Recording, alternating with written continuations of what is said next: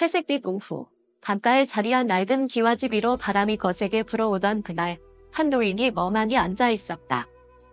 은빛 머리칼이 흩날리고 그의 시선은 아직 김이 피어오르는 바람이 찻상 위에 멈춰 있었다. 눈앞에는 하얀 종이 한 장, 고작 5줄의 글씨. 하지만 그 한자 한자가 마치 칼날처럼 그의 기억을 깊게 데워놨다. 아버지, 전 더 이상 아버지를 뵐 수 없을 것 같아요. 아버지께서 예전에 하신 그 말, 아직도 제 가슴을 찌르듯 아파요. 노인의 손이 살짝 떨렸다. 70년을 넘게 살아온 두 눈에 어느새 눈물이 고여 있었다. 왜일까? 왜 그때 아무 생각 없이 내뱉은 말 한마디가 친자식과의 인연마저 끊어지게 만들었을까? 그 해답은 사람들이 흔히 무심코 저지르는 습관에 있다.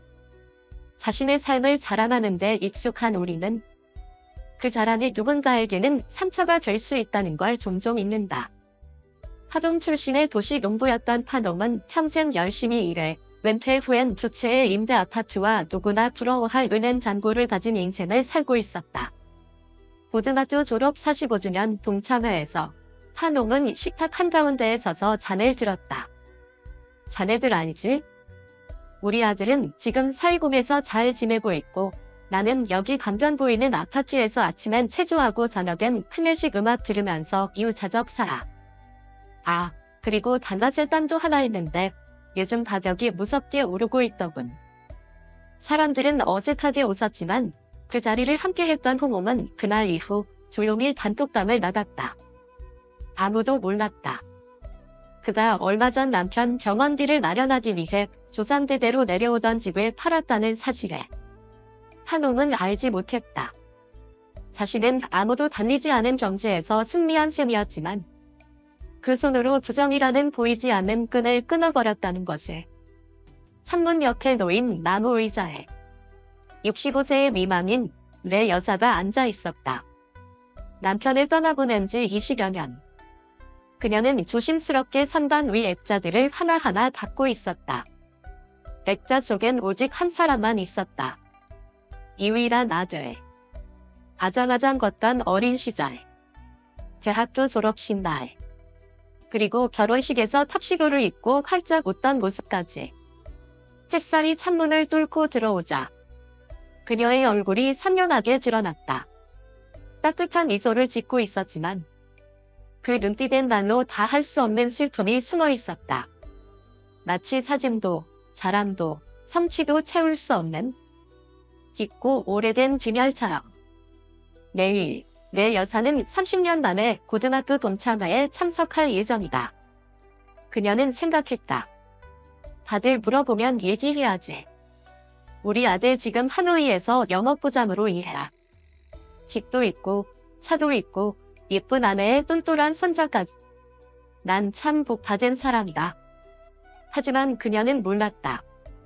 그 복받은 사람이라는 자랑이 누군가에게는 절망의 시작이 될 수도 있다는 것을.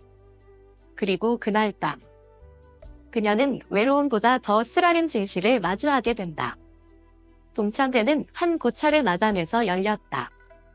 이젠 마을 커뮤니티 센터로 바뀐 그곳엔 웃음소리가 가득했다. 내 여사의 차례가 되자 그녀는 자리에 일어나 감격에 찬 목소리로 말했다.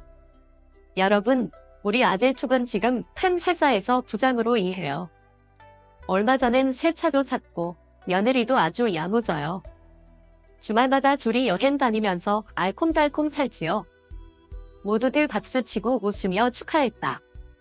하지만 구석에 앉은 그녀의 절친 음아 여사는 말없이 시선을 내려 깔았다. 그리고 곧 조용히 자리를 떠났다. 음아 여사, 내 여사와 함께 젊은 날을 보낸 친구, 바로 지난달. 그녀는 외동딸을 점심과에 데려갔다. 그 딸은 원래 똑똑하고 착한 아이였다. 하지만 수험 스트레스와 엄마의 기대가 겹쳐 결국 병을 얻었다. 자라니 아기는 없었겠지? 음아 여사는 속으로 생각했다. 그저 왜 성공한 아이는 늘 웃음과 함께 이야기되고 우리 아이는 침묵 속에서만 언급되는 걸까? 그날 밤 집으로 돌아온 내 여사는 아들에게 영상통화를 걸었다. 수가, 엄마 오늘 친구들한테 다 얘기했어. 다들 내 얘기 듣고 너무 좋아하더라. 응, 알겠어요, 엄마. 아, 참. 이번 달은 아마 집에 못 갈 것 같아요. 출장이 잡혀서요. 아내도 이번 주는 학부모 모임이 있어서 바쁘고요. 내 여사는 고개를 끄덕이며 아무 말 없이 웃었다. 하지만 마음속 어딘가가 아릿하게 조여왔다. 전화기 너머로는 보이지 않지만 그녀의 손은 살짝 떨리고 있었다. 화가 나서가 아니었다. 그저 문득 깨달은 것이다. 나는 늘 아들 이야기를 자랑스럽게 말해왔는다. 도대체 마지막으로 아들이 나에게 따뜻하게 말을 거는 건 언제였을까? 너무 빛나는 성공은 어쩌면 진심 어린 대화를 피하는 방식일 수도 있다. 조용한 거실에 짚어 닫히는 소리가 울려 퍼졌다.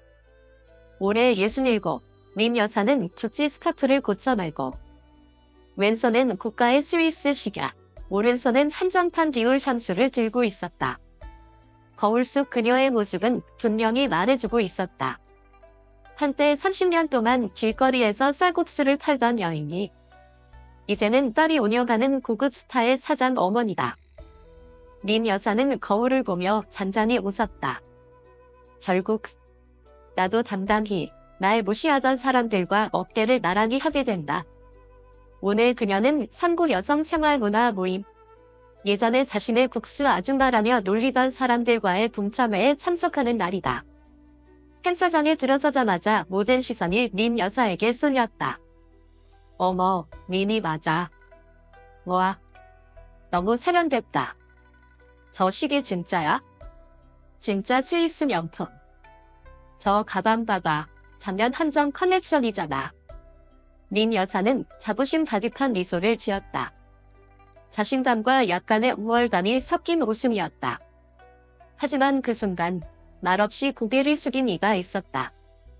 바로 함께 길거리 국수 장사를 하던 옛 친구 탐 여사. 탐 여사는 아무 말 없이 조용히 케이크 한 조각을 집어 입에 넣었다. 그녀의 눈시울이 살짝 붉어졌다. 나는 아직 손자의 조국값도 못 갚고 있는데 니는 이젠 내가 돈을 들여줬던 과거도 기억 못하겠지? 길거리 장사하다가 경찰한테 단속당해 벌금 맞았을 때 울면서 돈 빌리던 그 민망야. 아무도 눈치채지 못했지만 한 여사의 마음엔 보이지 않는 생책이 하나가 새로 생겼다. 모임이 끝나고 모두가 민 여사의 우아함과 향수 향기에 감탄했지만 집에 돌아온 민 여사는 말없이 장신구를 하나하나 벗어 책상 위에 올려놓았다. 마주 앉은 딸은 눈물을 훔치며 말했다. 엄마, 오늘 하루 만에 300만 원 넘게 쓰셨어요. 그냥 주목받고 싶다는 이유로요? 근데 그거 아세요? 이번 달 가게 월세 1000만 원 아직도 못 냈어요. 그때 엄마가 가게 차리자고 빌린 돈 때문에요. 민 여사는 아무 말도 하지 않았다. 하지만 속으로는 깊은 고통이 밀려왔다. 그녀는 그제야 깨달았다. 손목에 찬 브랜드가 딸의 어깨 위에 얹어진 부담이었단 걸. 그 우아함의 재간은 돈이 아니라 점점 멀어지는 가족 간의 마음이었다.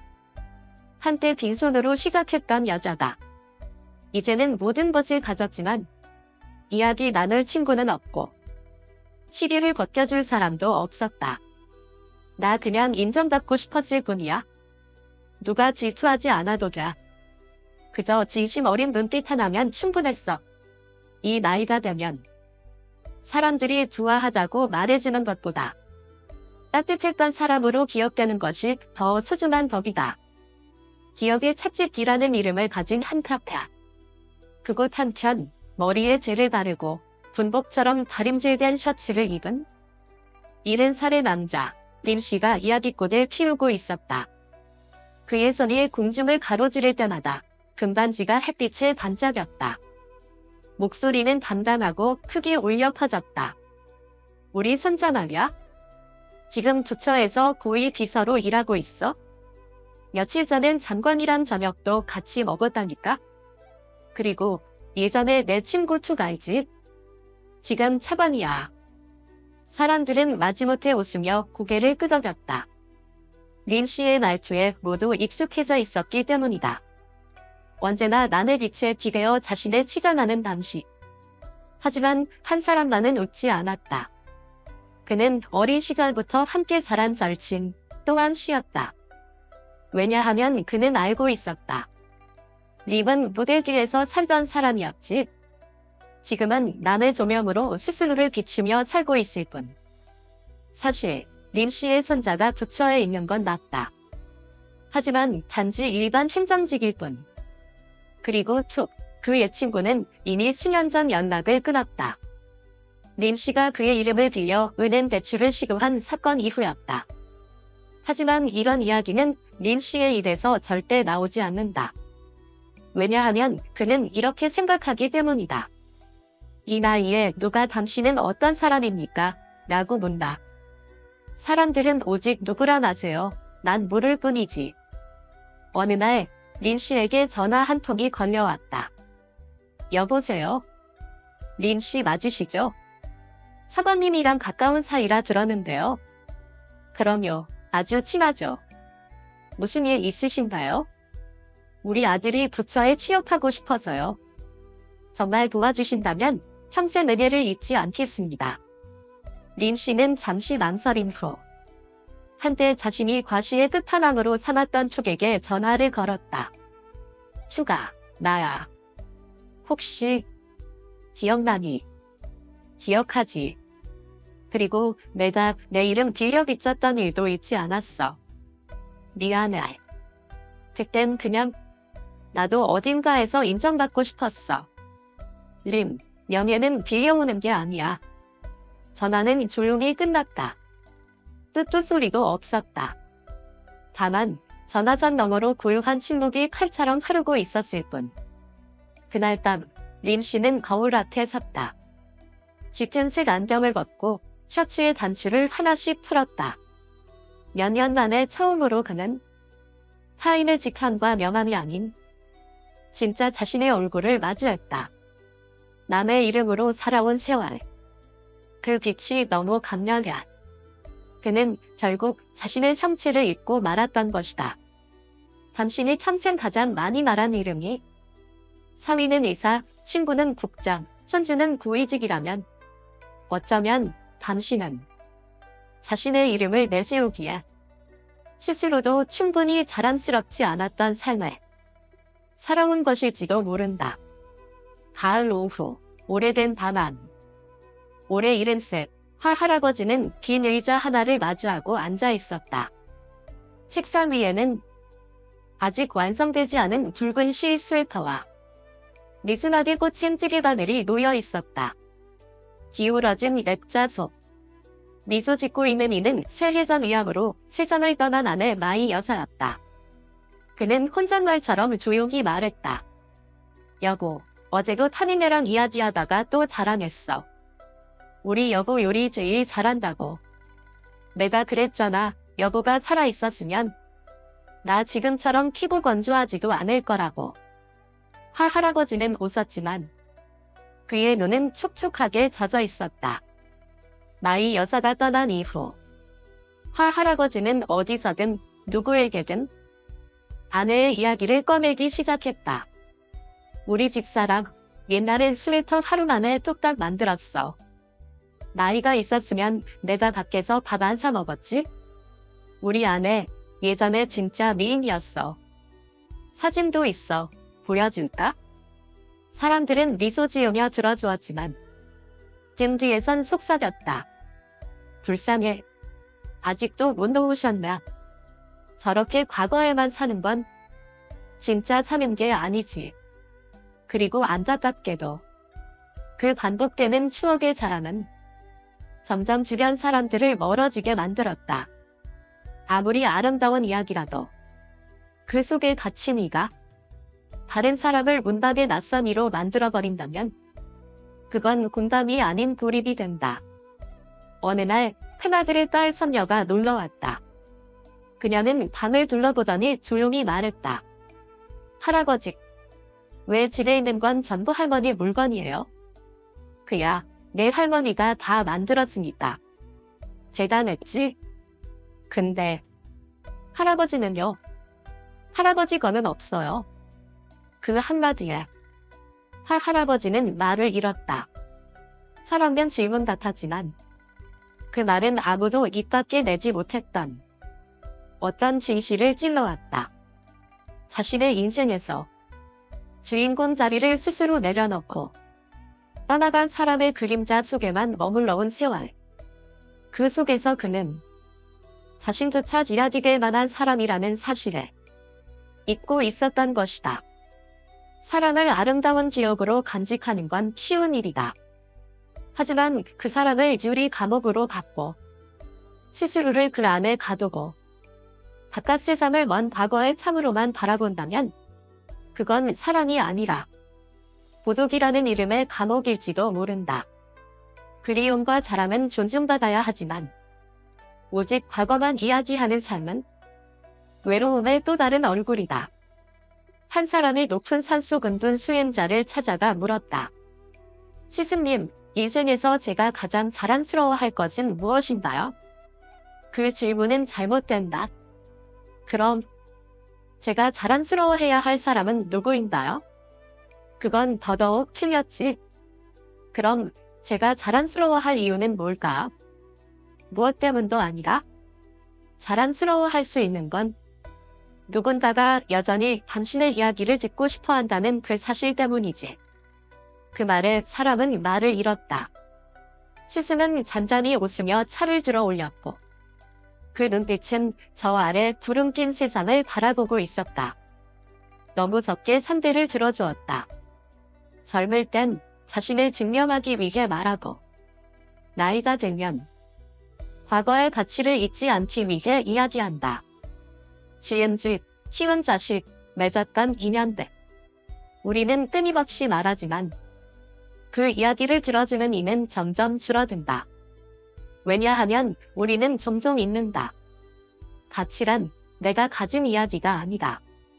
그 이야기를 들은 이의 마음속에 어떤 감정을 남겼는지에 달려있다는 것이야.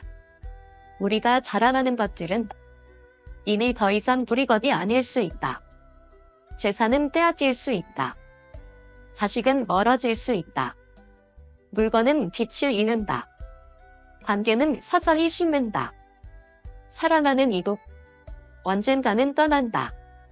하지만 단 한 가지는 남는다. 단 하나 잘 지켜낸다면 크게 자랑하지 않아도 누구든 당신 곁에 있으면 알 수 있는 것. 그것은 바로 당신과 함께 있을 때 느껴지는 편안함. 그것은 아직 따뜻한 내 마음. 당신이 부자가 아니어도 괜찮다. 성공한 자식이 없어도 스위스 시계도 이탈리아 가방도 보이직 친구도 없어도 괜찮다.